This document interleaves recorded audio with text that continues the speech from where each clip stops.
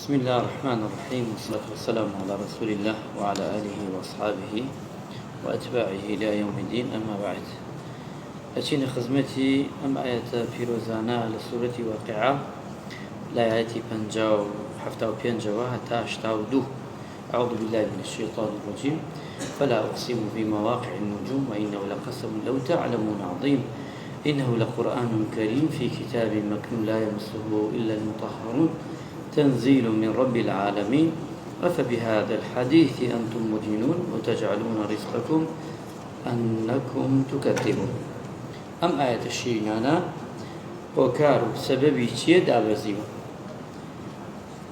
زيد كري خالد أفرمي ضل بيغمري خوا صلى الله عليه وسلم لحديبية نجي بياني بو كردين وللشودا باران باريبو لدواي نوێژ ڕووی کرد لە ئێمە و فەرمووی ئەی خەڵکینە ئایا دەزانن پەروەردگار ئەم شەو چی دابەزاندووە، چی فەرمووە؟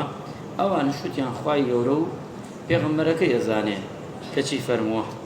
پێغەمبەری خوا صلی الله عليه وسلم فەرمووی خوای گەورە فەرموویەتی بەیانی هەندێک لە بەندەکانم باوەڕم پێ بە من دەکەن و هەندێکیانش باوەڕ بە من ناکەن. ئەوانەی کە باوەڕ بە من دەکەن ئەوانن کەوا بە گەورەی و بەزەیی و یعنی داواکەن لە خوای پەروەردگار بە ڕەحمەت و میهرەبانی خۆی باران ببارێنێ. ئەفەرمی هەندێکی تر یعنی بە فەزلی خوای گەورە باران باری و ئەم شەو.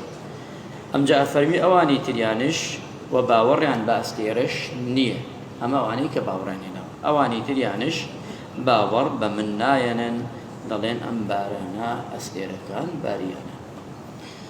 واتە فەلا ئوقسیم بمەواقع النجوم سوێن دەخۆم بەو شوێنەی کەچی ئاوا دەبێ ئەستێرە. خوای پەروەردگار خوای متعال سوێن دەخوا بە شوێنی ئاوابوونی ئەستێرەکان. بۆچی خوای پەروەردگار سوێن دەخوا بەو شوێنە؟ چونکە بە ئەوەی سرنجی مرۆڤەکان ڕاکێشێ بۆ دەسەڵاتی خۆی، واتە خودای گەورە، و دروستکراوەکانشی بگەێنێتە پیشانی بدا بە مرۆڤەکان.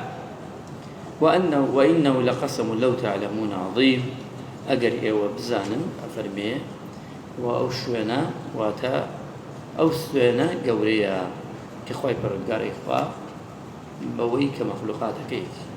إنه لقرآن كريم.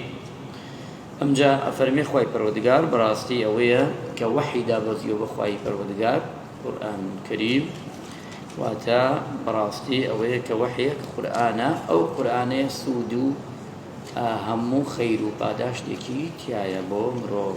فی کتابی مەکنون، ئەو کتابە یعنی لەوح المەحفوظ کە پارێزراوە. لا يمسه إلا المطهرون، چێن ئەوانە دەست نادەن لە قورئان مەبەستی لەیلە فریشتەکانە ئللا جگە چی ئەدەی پارێزن، واتە بە پاکیەوە دەستی لێ دەدەن، بێ پاکی دەستی لێ نادەن. لەیرەدا پرسیارە دروست دەبێ ئایا بێ دەستنوێژ ئەتوانی دەستدەی لە قورئان هەڵگری؟